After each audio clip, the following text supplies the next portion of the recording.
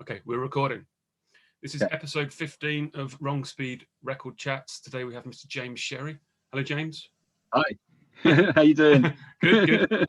Where are you today? Sitting? I am in Hackney, looking out over the Regent's Canal near Broadway Market in East London. So, yeah. You're the second person we've had. I think Jimmy Martin, who's episode 10, was looking out over He was looking out over the Kingsland Road. So he works down the road in Flashback, doesn't he? So I've bought many records off him over the years and been to many of his gigs. Yeah, I love Jimmy. So we're here to talk about records, and first of all, I'm going to say you now run a PR company, or you're part of running a PR company. And the PR company? For 20 years, yeah. I run it with Zach, who I was in K-Line with. He was a singer in K-Line. Yeah. And we've done tons of stuff together over the years, music and PR and all that kind of stuff. So we're still hanging in there, keeping our chins above water. Just. What's the name of the PR company? Division. Sweet. Division. Yeah. So that's kind of what we're doing. And you were in Dunlying Down in the 90s. That's right. Kind of you described Dunlying Down in a sentence. We were kind of a bit of a weird indie, noisy, punky kind of band. Yeah. We had an American singer, and it was very much. We played with like Girls Against Boys and Shellac, and also because of the time we were around, we got to play with a lot of dreadful bands like Marion and Ned's Atomic Dustbin, and because we were kind of around in that mid-90s indie England, playing with like Sleeper and Salad, and we got to play with some good bands too. Yeah, it was. I was thinking that because I was like going through your songs or whatever yesterday, and I was thinking you were from the UK and you came out in that time. Yeah. And like, as someone just reading the NME or whatever, it wouldn't have occurred to me that you were anything other than. It was unfortunate to me. Don't take this the wrong way. It was unfortunate you came out at that time in this country in that era. Yeah, definitely, because that's the get. We were really lucky to get to play with some great touring bands, and we toured in Europe with Killdozer, and we got to do some great stuff. But yeah, because it was the mid-90s English indie scene, so and we were kind of lumped in with that.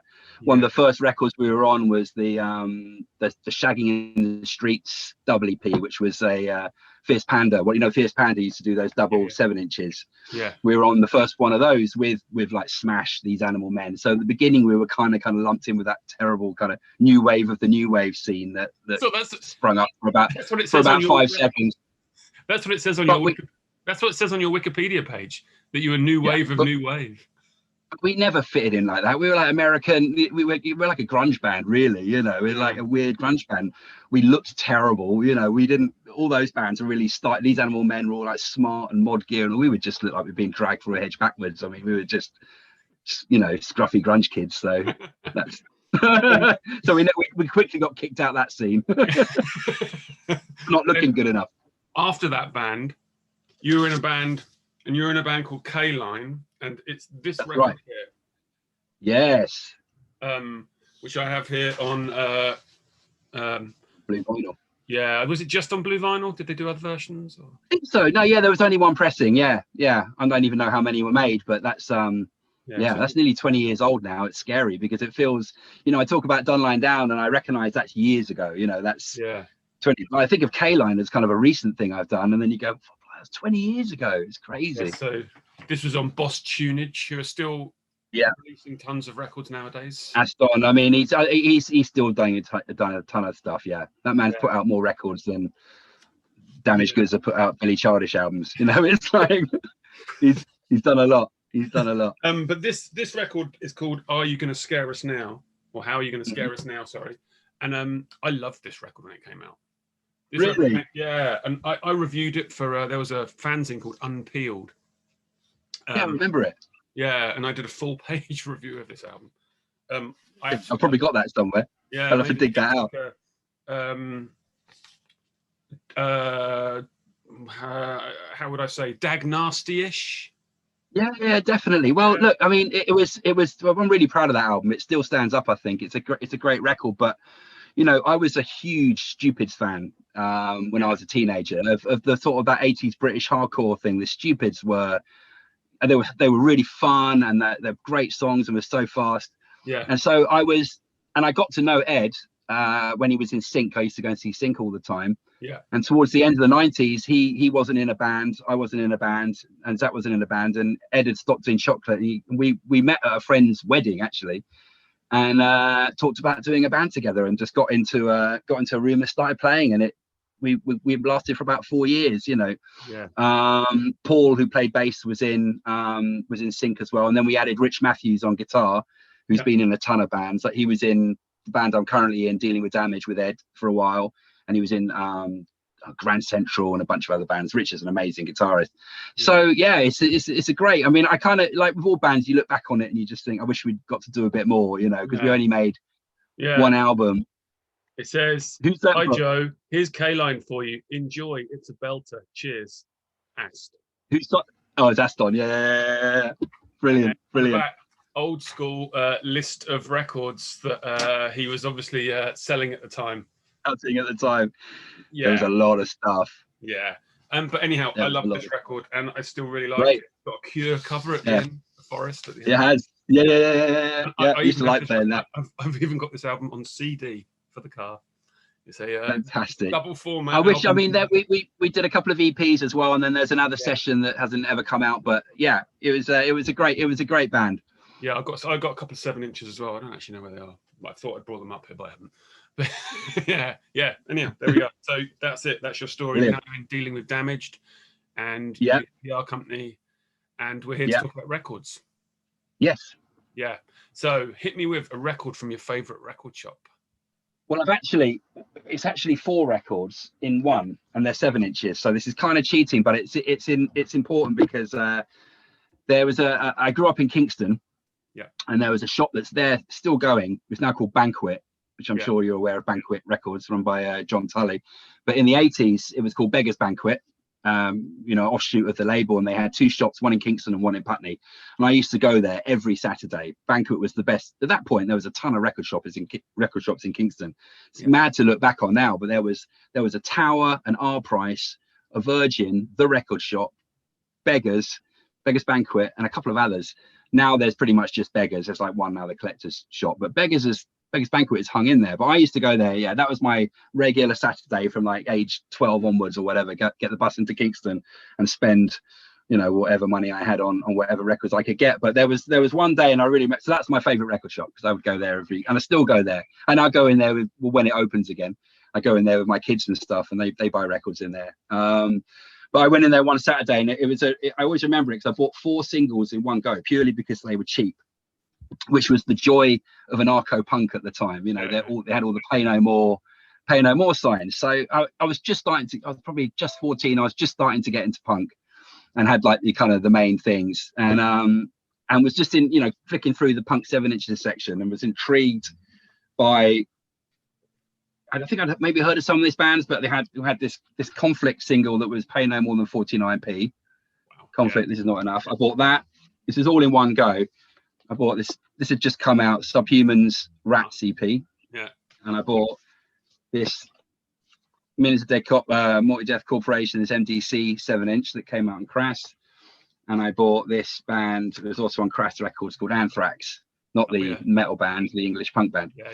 So I bought all those in one go for like £5 or something, or my money I'd saved up that week. And I could just really remember taking all 4 records home, getting into my room, and just being completely blown away, and being opened up into that world of how powerful these records are, particularly this Conflict single, This Is Not Enough.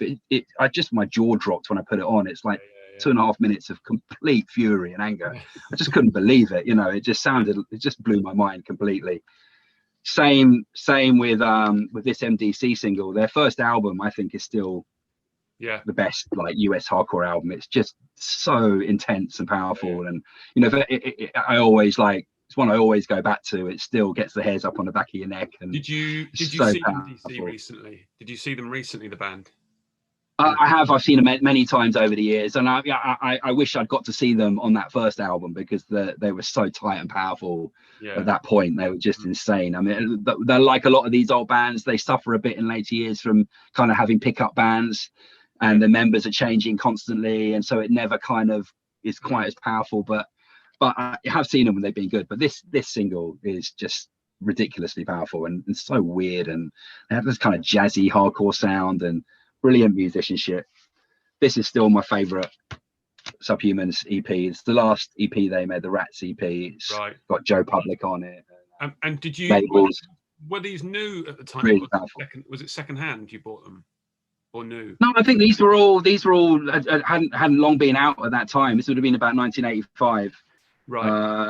Something like that. So they would have been out a year or so maybe, but yeah, they were still in the racks, and they were cheap. Yeah, the soundtrack I love that. As well. So yeah, that pay no more than 90p type thing and all that. Like, yeah, I mean, it just opened up the whole. I mean, that Subhumans 7-inch, 90p, just opened up that whole world. I instantly started sending off for fanzines and writing to the bands and getting involved, but I just have a clear memory of getting home with these 4 singles, sitting in my room and playing them, and just being completely blown away. Yeah, so that's records. 4 7-inch single record shop from Beggars Banquet, as it was known then, now called Banquet. Still selling punk records. They still sell punk records. Yeah. So I have a list of subjects that I was going to go through, but because I was speaking to yourself there, and you're the go-to expert on this genre of music, to a point, I thought I'd add a couple more in. So, seeing as you just talked about 7 inches, I think we should just briefly talk about the importance of that format in punk rock and hardcore. Well, I think the importance was it was cheap and accessible. I mean, it's not now. I buy so few 7-inch singles now because they're so expensive. I understand that they're manufactured in such small quantities, and the manufacturing costs are high. But when you look, sometimes you can pay up to £15 for a single, and you can buy the album for a bit more. They're so expensive now. But back then, they were really cheap and accessible, and that was the way of discovering bands. I used to go into these shops and buy a bunch of singles by bands I'd never heard of, just to check them out. Another, pulled out a few things here that was also important at the time. Was the flexi disc. Oh yeah, I used to buy tons of these. I've got a handful here that were favorites at the time. Again, these were so cheap, and like this is called this is the Scrap Attic single. This is the first thing that Earache Records put out, and it's got a bunch of like Japanese hardcore bands, Lip Cream, Execute, and it's got English stuff like Concrete Socks and Sacrilege, and a sort of thrash metal band called Hyrax. But these were like, Earache probably pressed like 5,000 of these, and they were well distributed, and it was 40p, and I can remember that coming in the post. And then for British hardcore, the Heresy flexi disc. Love that. Yeah. And then again, another classic was the Ripcord one. Totally old school. Yeah. And these were just again cheap and accessible, and another couple of comps there. So they just I think for me that was the kind of joy of the 7-inch. It was cheap and accessible, but also, I mean, away from hardcore for more traditional punk stuff, just perfect, isn't it? 3-minute song on each side. That's kind of what I was thinking, that immediacy. Yeah, you can get that explosion in 3 or 4 minutes on a record that an album, in punk world, bloat. But do you think that now there's what would be the word for, like, when you're looking back on something, you're trying to relive those moments, and you're still releasing the 7-inch? Well, it's a total nostalgia thing, because now you just click on a video, you click on a link to hear a track, But I think people, I don't know if kids get the same emotions out of a 7-inch single as we did. I think they're more of a collectible thing now, or I don't know. They were just, like I said, cheap and accessible and immediate. But I still, and it is a nostalgia thing, there's still nothing better than getting up on a Sunday morning, drinking a load of coffee and playing 7-inch singles for a couple of hours. It's still a lovely, I will do that for I will do that for days. I've got boxes of 7 inches up there, and I'll just pull down boxes, pull out a load, and I'll be happy as Larry, just playing singles all morning. I sort of got I picked out a few 7 inches because I knew that we'd talk about that, and they're kind of way more recent than you've gone like mid-80s there with early Earache. But here's a band, this is and I showed this in episode 1, so I'm repeating myself, but this is a 7-inch, and it's a band that are only releasing 7 inches, and it's the Warthog 7-inch, Ah, yes. Um, Yeah, I don't have that, but I've listened to some of their stuff. They're pretty raging. yeah, and like it's their Yeah. 4-track 7-inches. They're only releasing 7-inches. This is their 4th or 5th one. This is on Static Shock, and saw them live, ripped it up, and They played Static Shock, didn't they? They're perfectly suited for it because it's Yeah. so sort of raging. Maybe a whole album would be too much. Yeah. I don't know. So that was one that I thought was really good. I'm going to go. The first Cat They'll on probably put out a discography album at some point. Ah, Cat on Form. First Cat on Form single where they That's Steve from back. Blood Red Shoes. Yeah, and again, they were a scrappy Fugazi worshipping band, but again, it was just an EP with 4 tracks, and it was perfectly suited. I remember seeing them at the Swan. Yeah, I saw them at the Swan a couple of times. Yeah. I've got that single somewhere. It's really good. Yeah. But yeah, I remember getting to know him a bit later on when he was in Blood Red Shoes. Yeah, who he still is. I'm pretty sure they're still going. Yeah, exactly. And so I think as a format, it kind of does or can work, but the cost is brutal. Like even this was, how long ago is this? 15 years ago now, maybe even 20. Yeah, what more? Well, yeah, probably about 15. Yeah. So they could have charged £2 for this, and it made sense. Yeah. They would probably have to charge £8 for it now, and it's sort of it's kind of destroyed it a little bit. But I'm going to show you. I mean, they're still nice to do, and we did a 7-inch. The first Dealing with Damage release, we did a 7-inch. Yeah. But you mainly just sell them at gigs and try and keep the cost down. But they're like we sell them for like a $5. I'm going to do one more because this was another band that I think was suited, and it's the Shitty Limits. Amazing. Great band, right? I used to love seeing them. They were absolutely brilliant. Yeah. Really, and really, I still play those records. That album they did is killer. You know, the riffs are so good, and they have such a great energy. It's on La Vida, right? Their album. Yeah. Yes, I think so. Yeah, and Boss Tunage put out one of their records. They were on quite a few different labels. Yeah. It was one of those things. Yeah, I've got like about 5 7-inches, and I think they might all be on different labels. Yeah, it was one of those. They were fantastic. That was a good time, man. There was, they were one of those bands that actually carried it through a little bit, and they played tons of gigs and did more releases. It wasn't just a 1 7-inch split up kind of thing. That's In fact, kind of... Louis from that band did a band called The Love Triangle. Do you have that album? Oh no, is that on Static Shock? I think I know the one. I think so. It came out about 2012. It's brilliant, really good, like power pop punk, garage punk, but great songs. Right. The Love Triangle. That's a good tip. It's worth checking out.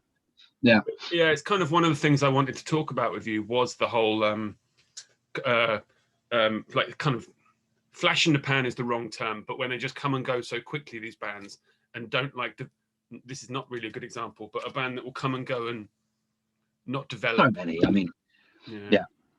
I mean, I guess especially in hardcore, I mean, if you're going to stick to the genre in itself can be quite restricting. So sometimes it's best to just maybe do 1 7-inch and a few gigs and move on. So many bands did do that. Even you look at even the classic US hardcore bands only really made one album, or a single and an album or something. It was Negative Approach, Minor Threat. All these bands, they didn't make that many records. No. I think play that kind of music, and if you want to expand, rather than trying to take the band with you, a lot of these guys just form another band. But there is frustrating sometimes. I think so. To me, there's an example of a band that were like kind of very old school Poison Idea-ish hardcore, but then moved on, and that's the band Fucked Up. Oh yeah, I mean exactly. But they just went off in their own, They've done some amazing stuff. But how awesome! Do you know what I mean? To totally flower out from like raging 7-inches to like the Hidden World record, I think is a classic. Yeah. And then beyond that, and you wouldn't have known, like you say, you wouldn't have known that was the direction they were going to go in from those first few singles. No. Like you say, when they came out, it's like, well, this is like pure Poison Idea, brute force kind of, had no idea where that was going to go. Yeah, exactly. And those first few times they came over, those gigs, I remember seeing they played a couple of gigs at the Old Blue Last, and they were just actually phenomenal band. Were you at the were you at that gig? It was at the Grove. There's Sean on the front there. Sean Forbes, hippie Sean. Yeah. So it's like a hard skin, fucked up, split 7-inch, and I think they gave it away at the Grosvenor gig. It was. That's right. Yeah, I still have that. I went to that. Yeah. And it was. They also, I think that's the gig. I think that's the gig where they did the limited single that they packaged up from charity shop singles.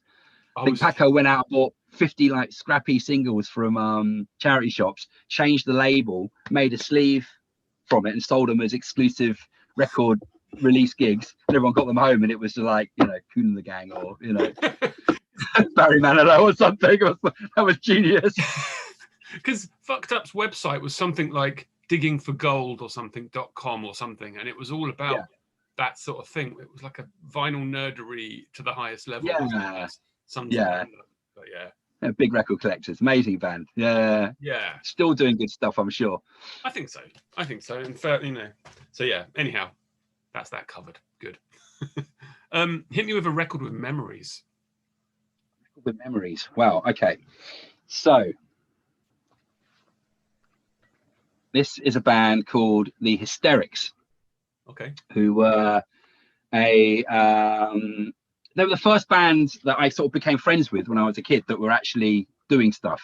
I grew up in a village called Claygate in Surrey, and I can remember, and you used to get the train back and forth into Waterloo going to gigs, and I can remember seeing these guys on the train. They had kind of like Ramones haircuts, stripy t-shirts, and they look like they were into punk. You know what it's like at that age, if you're just looking for people who are into the same music as you to hang out with and go to gigs to. And I used to see them on the train. I remember looking up, seeing them across the pub, those guys look cool. They look like maybe into the kind of music I like, you know. And I remember spotting them a couple of times on the train, and then I went to see I think it was Youth of Today, Snuff, and I can't remember who else. Oh, Jail Cell Recipes at SOAS. Oh yeah. And we ended up on the same train going back to Claygate and started talking. And at that point they were in, you know, doing their first band. But then, you know, they became my best friends at that kind of that point. And Chris Fox, the singer, was given his age, he was like 16 at the time, was a great hustler for getting gigs. And I was just, they were playing with, like, they played with Afghan Wigs, Bitch Magnet, Moving Targets, all, you know, he was just on the phone getting these supports. And so that's why it's a Record Memories, because this is the 112-inch they put out. They're kind of like, they're in the scene, they're playing the Sense of Things, Omega City 4 and Snuff. The press they even got some press at the time. They got them Fraggle rock was the kind of phrase. I remember to that. sum up like Omega City 4 and stuff. And so it was pop punk, but they had great songs. And it's just that you know, for the first time of witnessing a band actually going out and doing stuff, you know, and the artwork is designed by Paul Greer, who's the bass player in Dealing with Damage. Oh. And so we're all from the same area and grew up together. And I was in my first band, you know, terrible punk bands with Paul and stuff. And so I listen to this now, and it just, you know, music is great for just taking you back, you know, instantly transported back to like 1990 and going and running around to all the bands they were playing with and going to these gigs and watching them develop, you know. And a lot of memories in this record. It's a good record. Yeah, I love came out on a label called Major. Right, yeah, I love the contact high you get from an old record that can take you back to that world. It's awesome. Completely, you know, and I was just like so immersed in what they were doing and impressed, you know. It was really inspiring. And they were so young as well, you know, 15, 16, 17 when they started playing, you know. I was like a year older maybe. But it's got a lot of memories, that record. I still play it from time to time, and you're instantly just like, wow. They're really good. With I think everyone seems to have, like, in their own little town that they lived in, there was one band that went and did that. Would self-release their own record. They might not have even been punk rock. In my case, they weren't particularly punk rock, but it was a band that did their own like 12-inch. They were called the Late Road Lunatics. Locally, they would pull 200 people, but not really out of the area. But they did their own record, and they did tours, and you looked at it and you thought, I'm jealous of what they're doing. Oh, completely. You know what it's like when you know, being on a record or putting out a record was like a complete mystery. It's magical, you know. I'm still like, look at a record and go, how does the music come out? You know, it's like it was a mystery. And when you got a friend, you know, your friends have made a record, it's like, wow, Yeah. You know. Yeah, it's still. You know, I remember getting the first record, the vinyl I got to play on was the second Done Lying Down single. And it was such a big moment getting the test pressing home and being on the grooves. I was like, that's it. I can, you know, die happy now. Even if I've just made one punk rock 7-inch single, you know. I didn't have big goals. That was enough. Yeah. Just had to let the dog out. Yeah. Exactly. All right. Yeah. Yeah. But no, it's great. And then where are we? Record bought on tour. Record bought on tour. Right. Okay. Well, I've got I'm going Mission of Burma. Oh, nice. They're one of my absolute favorite bands. So Jeremy, the Done Lying Down singer, grew up in Boston, and Done Lying Down started in Boston. Obviously, the Boston music scene is amazing. Yeah. So many things. And we went there. Done Lying Down went to Boston for 3 weeks in 1995, and to hang out and write some songs. And we also played some gigs. So we weren't strictly on tour, but we did play some gigs. But we were mainly kind of hanging out at his parents' house in their basement on a 3-week Boston holiday, writing songs and playing local gigs. And I didn't know much about Mission of Burma at that point, and they were obviously one of the most important Boston, you know, punk indie bands or whatever. And one of Jeremy's friends was playing, you know, Academy fight song and all that kind of stuff, and I just fell in love with them. And I can remember going and buying this record. This is actually it's a compilation. It's double compilation of various tracks that came out in 1990. Right. So I picked that up in Newbury Comics, which is the big Boston record store. Yeah. I can remember buying it in there, and so I always associate Mission of Burma with going to Boston in the mid-90s, and that's when I bought that record. And then when they reformed and started playing again in 2000, I think they played at the Garage. Yeah, the first time they played. They did a new record, didn't they? Around then, did they? They did a bunch. Yeah, I mean, from when they reformed in 2000, they started regularly coming over, and I saw them a bunch of times, and they did maybe like 3 or 4 albums for Matador before they finally stopped. Last saw them about 3 years ago. Still amazing. Yeah. Such a strange band because they were punk, but they had the way they played was so like they were going to fall apart at any minute. Yeah. And they kind of some way find their way back into the song, and then the drum would do all this weird stuff, but some amazing songs. And they're an example of, like, you know, they came out of the Boston hardcore scene, but went somewhere completely different. Yeah, it's went on to inspire loads. They're one of my favorite. I love Mission of Burma. They're one of my favorite bands. Yeah. They heavily entwined with Matador Records, right? Certainly with they did all their all this stuff came out of Matador. Before that, they were on Tang, which is a big sort of Boston punk label that did fantastic songs, really original band. I almost I had a pile of old Tang stuff I was going to bring up, but I didn't.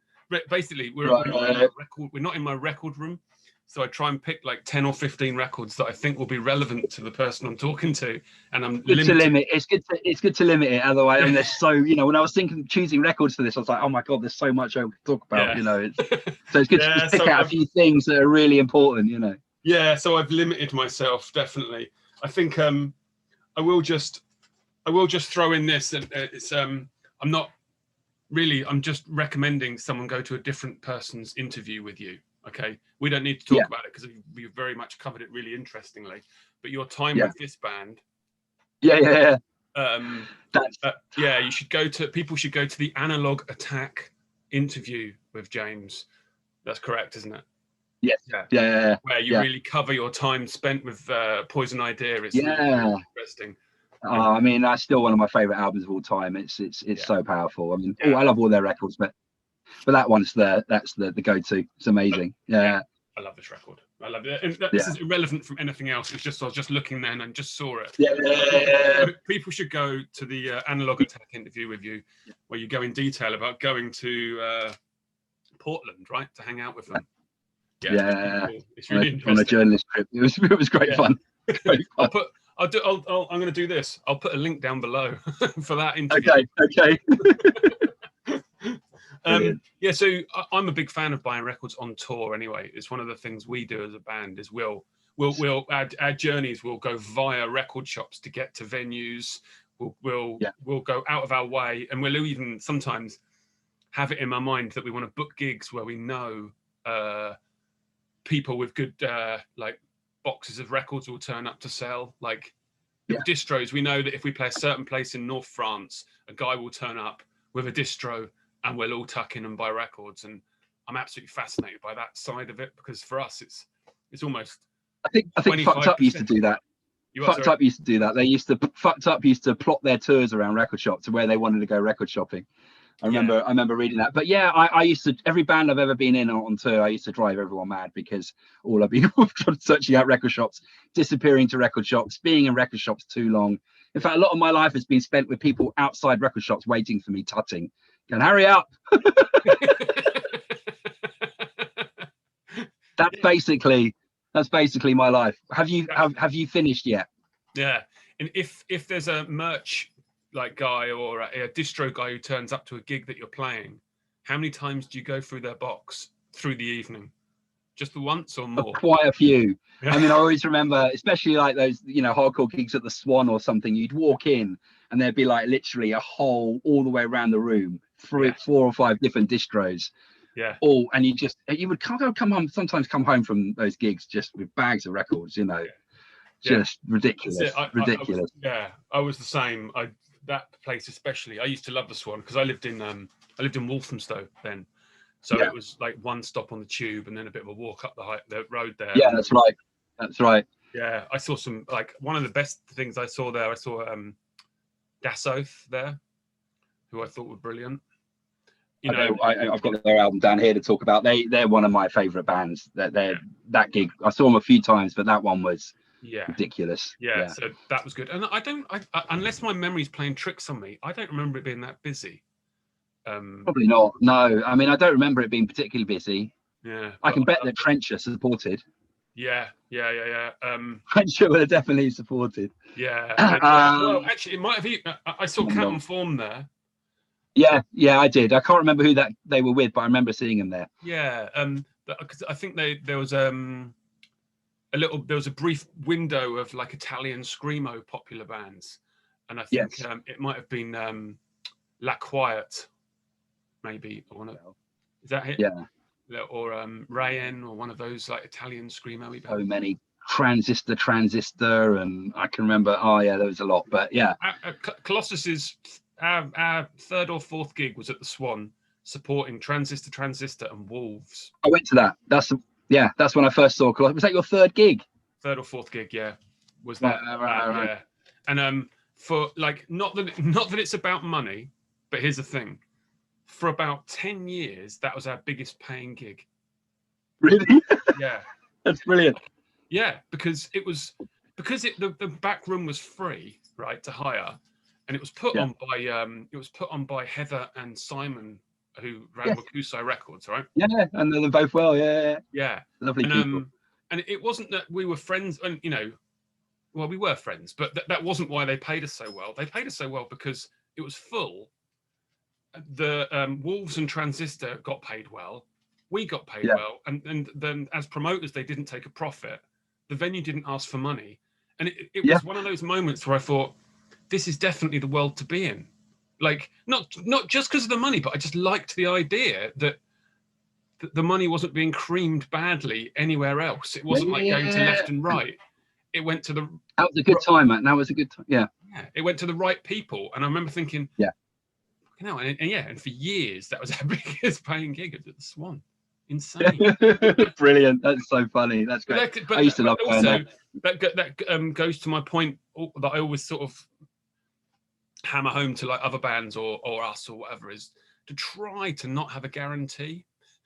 Like, or you sort of try and, like, you want to go with promoters who will treat you fairly. So if you go with a guarantee, then it either puts them off or it puts, I don't know. It's best to sort of try and trust the promoters. Sometimes it can fall apart, but sometimes it can work really well. Yeah, definitely. That's a good example of that as well. Yeah. I remember that gig very well. Yeah. No, I used to love going to the Swan. You'd walk in and they'd have, like, the Jamaican barbecue going on in the back room, and then like a crazy hardcore band playing in the other room, and all the locals, and just the mix of chaos was brilliant. Yeah, good times. Exactly. I can still smell the place. Yeah. It was great. Actually, I don't think I ever got to play there though. I went to loads of gigs there, but I never got to play there. I don't think Kayline ever played at this one.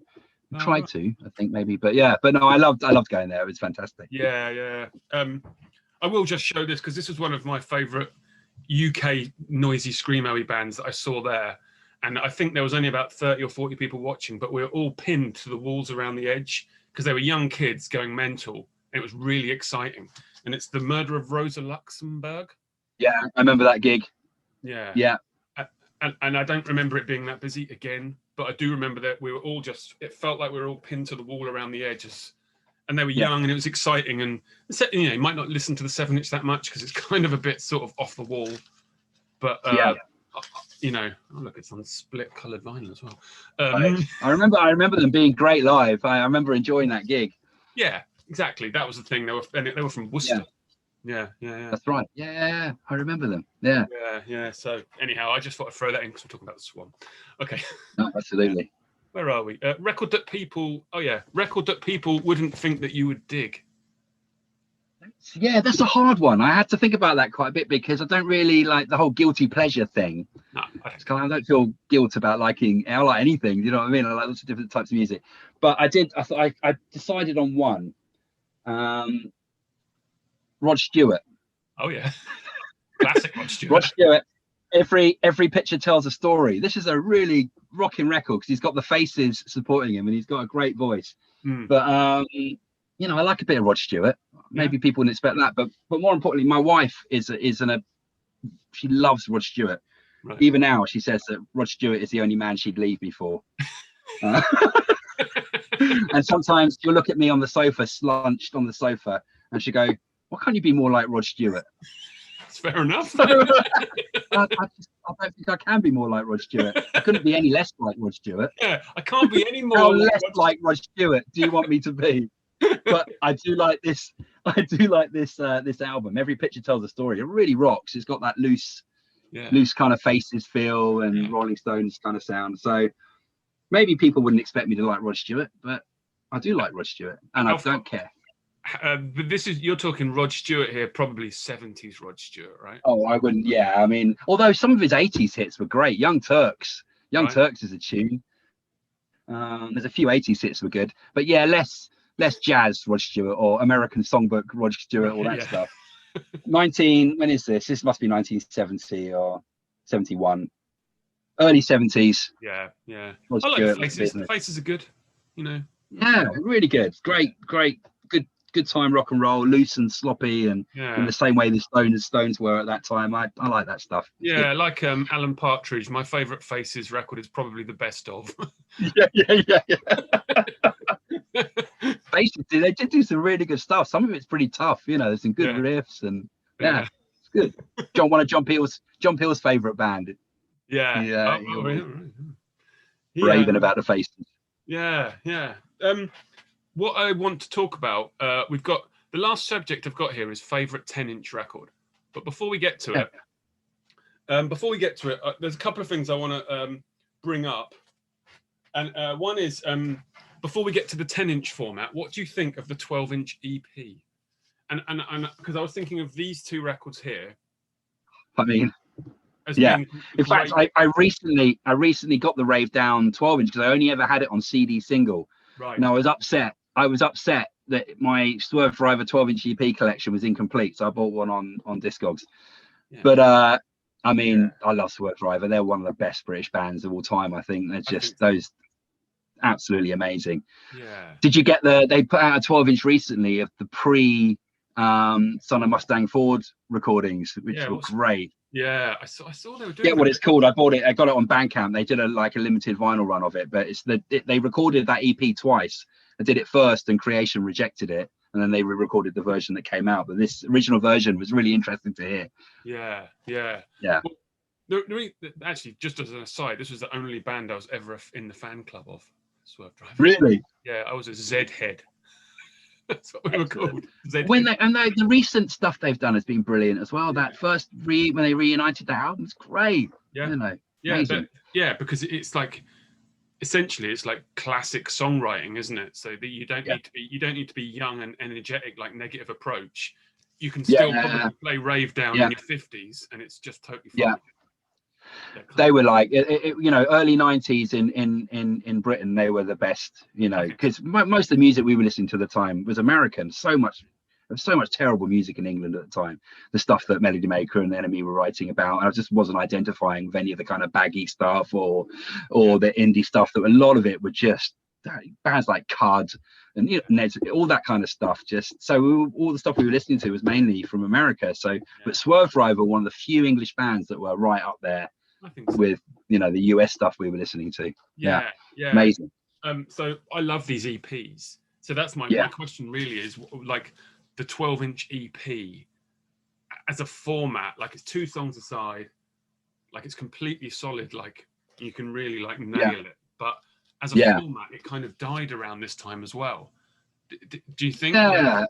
Yeah, well, bands, how many do you buy these days? Yeah, they're not such a favored format now, but obviously back then, I mean, they were selling thousands of them, and you know, I just think, you know, back, you know, even for the major bands, the amount of formats that would come out on a single, you know, never mind 12-inch EPs, you'd have your cassette single and your 3 CD single set and all that stuff. I mean, you know, it was pretty wild. Exactly. I'm pretty sure I've bought like a Happy Mondays 12-inch or whatever, and gone and bought the wrong version because I bought the Paul Oakenfold mix instead of or whatever. I'm like, what the hell have I bought? But yeah, I just wanted to. I think the 12-inch EP is a format that is.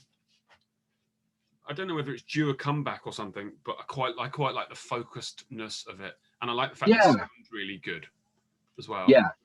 Well, in those days, also that, you know, the 12-inch EP, the B-sides were such an important thing, because sometimes that's where the best stuff lay, you know, and where bands got a chance to like experiment a little bit or put a remix on. Now, obviously, you know, it's all online and you can hear so many different versions of stuff. But back then, you know, I would buy, if I loved a band, I would buy every format just to get all the B-sides, you know. It wasn't a cassette single; it was a single.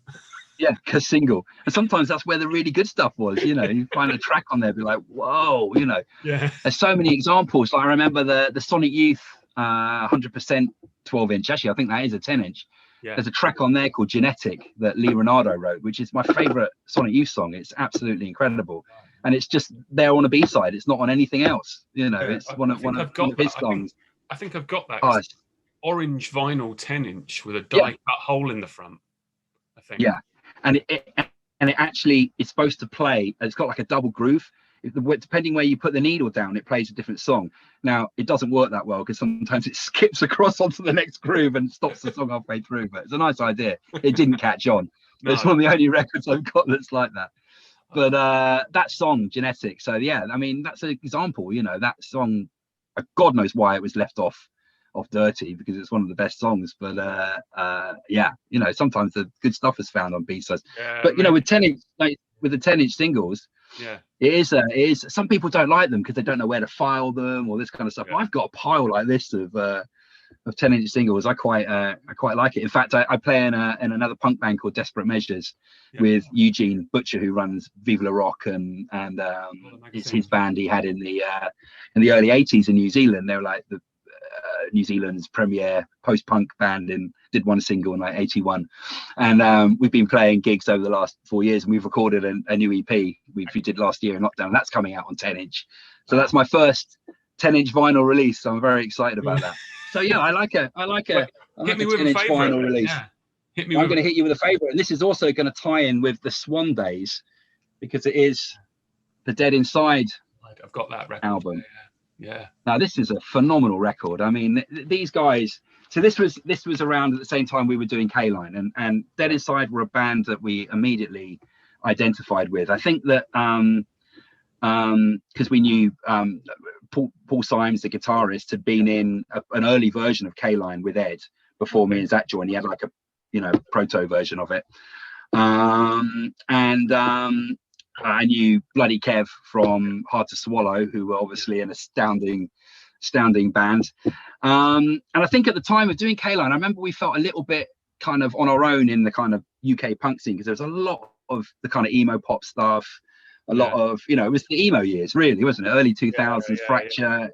And I think that we were playing with all those bands, but and loved a lot of them. But I think when Dead Inside came along, we really identified with them, and they became a big influence on us. If you listen to the K-Line album, you can hear some Dead Inside influences on there, and Bloody Kev sings on one of the songs. Yeah, I was going to say.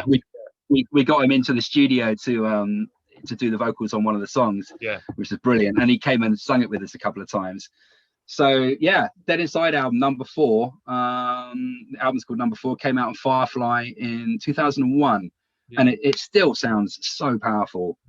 Amazing guitar riffs. They were compared a lot of the time to bands like Swing Kids and that kind of weird off-kilter kind of post-hardcore, but really aggressive, and with Kev just going, I mean, it's, I sort of thought I still play this a lot. Kind of drive like Jehu sort of thing.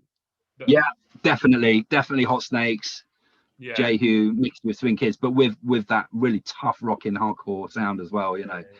It's a shame. I mean, they I think, and they were astounding live at the time. K-Line played with them a few times, and they were, you know, obviously the London band that was saw them at the Swan a bunch of times and playing various different gigs.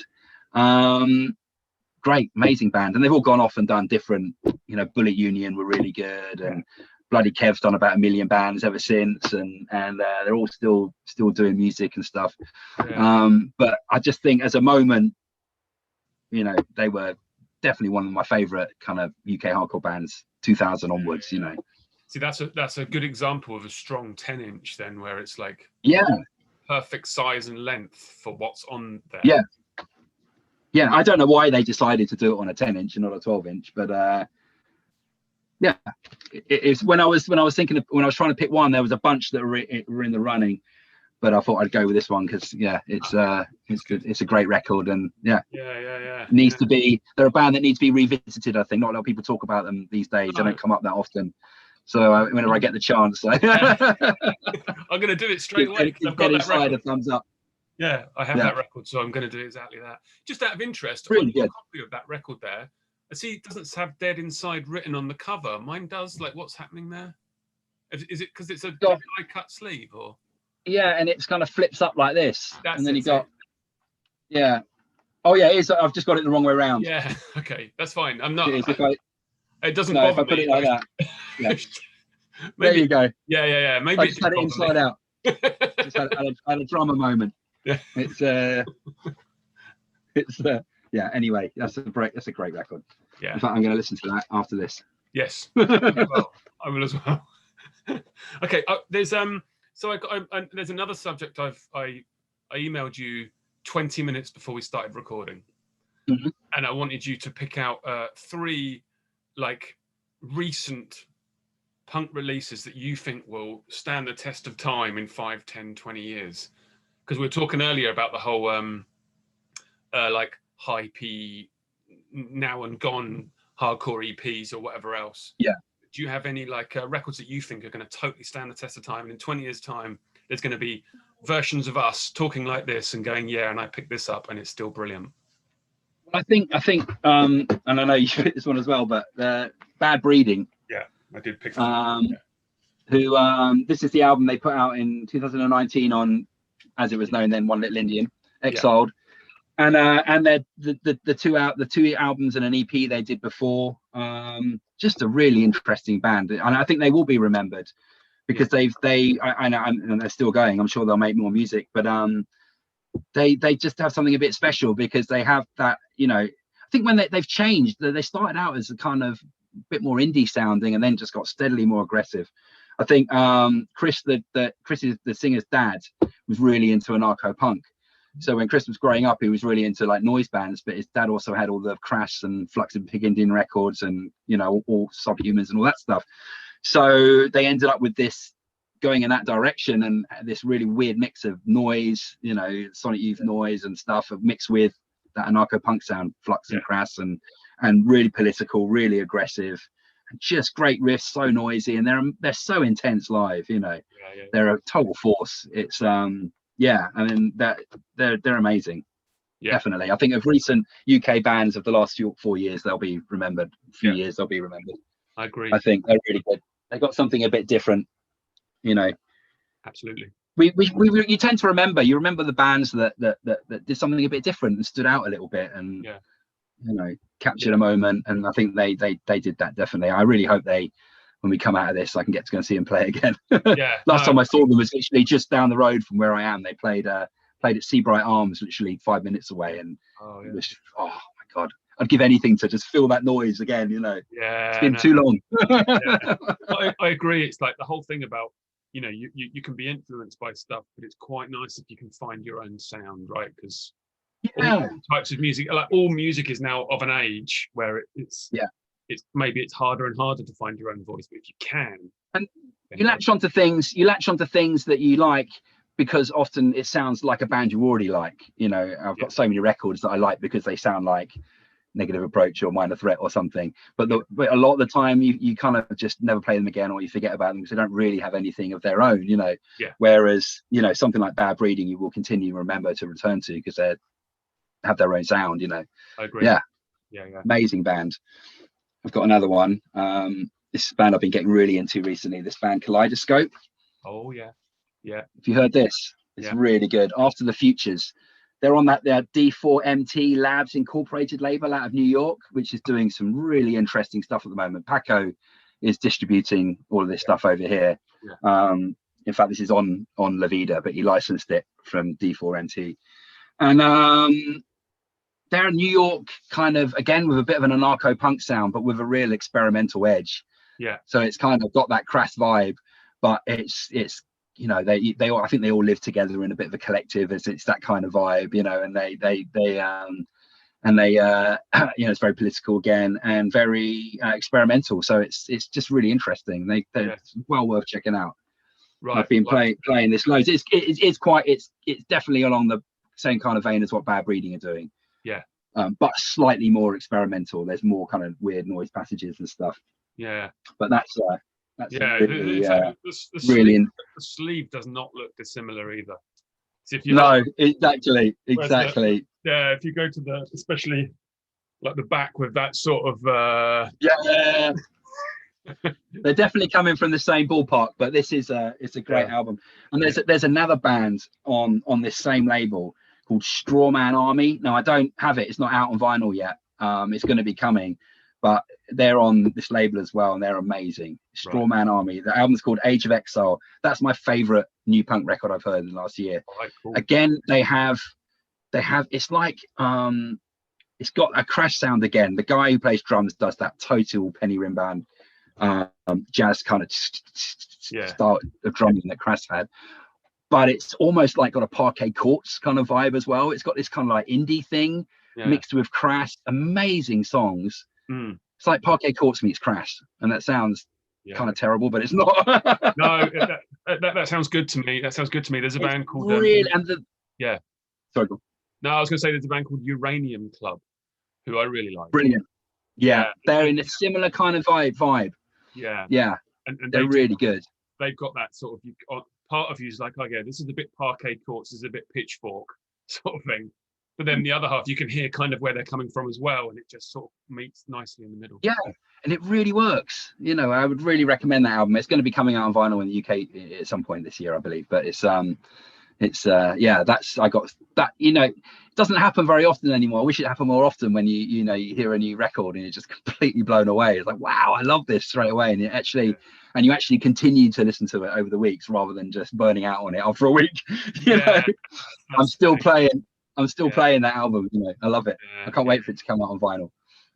Have you got any more top tips? Because I'm into top tips. Well, I would really recommend that everyone gets their hands on a copy of the new Dealing with Damage album. It's out now on Little Rocket Records. We put it out early was last year 2019? No, it was 2020, the year that didn't happen. We put it out on CD and digitally at the beginning of that year, and then expected to play lots of gigs, and then didn't get to play any gigs because gigs stopped. And we really wanted it to come out on vinyl. It's literally just come out on vinyl this week. So I'm surrounded by boxes of them, which I've been posting out all week to people that have been kind enough to buy one. But that's the new Dealing with Damage album, out now on Little Rocket Records. And is Little Rocket Records is Little Rocket Records you? No, Little Rocket Records. They do a bunch of different bands. The Spoilers. Right. It's run by a guy called Graham, who used to be he was in Leatherface at one point. Okay. All right, Really great label and good friends. So yeah, and that's the Dealing with Damage album. I would recommend that. Yes, I'm sure you would. Yeah, it's good. It's very good. It's with again with Ed, who I was in K-Line with, and Right. and he was in the Stupids and all that stuff. So yeah, I thought I'd give that a little plug. And we have something else in common, and I think we have kids who are around the same age. Yes. I've got my oldest is coming up to being 21, and I see you post about your Milo. Yeah. And how do you feel about them? So both of us discovering music like in the way that they are, because I see you posting pictures of him like he's. I mean, it was such a joy. Like, I've been taking Milo to gigs. You know, he very quickly, you know, like got 13, 14, he was getting into, well, the Descendants particularly, and Dead Kennedys and the sort of classic bands. And I would take him, like, I took him to a bunch of gigs when he was quite young. I took him to see Gallows and Discharge and Subhumans and a whole bunch of stuff. Whatever, he took him to see Flag, Negative Approach, everyone that I could get him into, basically, which he loved. But now he's 21 now, and he's just, well, before this, you know, COVID happened, he found his own scene, was going to tons of little scene. Because I remember being really aware that I was only taking him to gigs where he was surrounded by men of a certain age, you know, in their 40s and 50s, and seeing a bunch of old punks screaming on stage. And I did think, oh, well, he's gonna, you know, he's loving the music and he'll find, you know, his scene, you know, which he's done, you know. So was going to all those, you know, tons of hardcore shows and stuff like that at the New River Inn studios and all that kind of stuff, and was learning how to play drums, was starting to get a band together, and has now obviously been on pause for a year. So I saw him at the weekend, and he's absolutely desperate to start going to gigs again and doing all that stuff. And my daughter the same. She's really into her rock and is studying at college, sound engineering and stuff. And I would take her to loads of, she likes the more kind of emo rock stuff, and I would take her to see you know, 21 Pilots and Frankie Aero from My Chemical Romance is one of her favorites. So it's such a joy, like, to be able to share it with them and take them to gigs and all that kind of stuff. And yeah, I loved that. It was great. I look forward to, hopefully, if they'll let me take them. They're too old now. They probably won't want me going to gigs with them. They want me to sort out the guest list, but they don't like. Yeah, well, that's my fear. Is I've gone to gigs with Stan a few times and Freddie, and I do feel exactly same sort of fear as I think it's about time you boys started going on your own to these things. Yeah. Although, like I say, you know, before I still get messages from my daughter going, yeah, Dad, can you get me and all my friends into, you know, 21 Pilots at Wembley Stadium or something? I'm like, ooh, okay. Hello, Wembley. It's really puts the pressure on, you know. But no, it's brilliant. I love the fact that they both love music. And because I remember my parents always used to say to me, oh, you're so into music, if you have kids, they're just going to rebel against you and have no interest. You know, they'll hate your music and they'll hate, you know, anything to do with it. But it hasn't turned out that way, thankfully. Well, that's true though, because I desperately tried to not push music on mine. I was like, you know. And then one day, like, Stan, like the old one, he came down, he was like, oh, have you heard Megadeth, sort of thing, or whatever, you know, he was like 12 or 13, and I was like, I know, but then you can't help it, you're like, you need to hear this, and you need to hear this. And I remember giving Milo, like, the MDC first album, and, like, The Ungovernable Force by Conflict, and he'd, like, come up to me going, this is insane, I love this, you know, because some of that music is just timeless. It doesn't really matter when it was made, or it still stands up, and it still is so, like, you know, it still blows your brains away, you know. So I think that first MDC album sounds the same to a 14-year-old now as it did to when I was a 14-year-old. You know, it's just as powerful. Stands the test of time. I think it's been great. Yeah, I think we should, on this optimistic note of the youth finally taking over. Yes. Youth are getting restless. Let's call it a day and go and get some lunch. You good with that? Sounds like good, man. Oh, it's great to talk records. Yeah, loved it. Always love it. And thanks a lot for joining. Always. So yeah, no problem. And check out everything. And we're gonna wave. We're gonna say goodbye. We're gonna wave like they do at the end of Bullseye. Okay. So we wave, and then I'll stop it.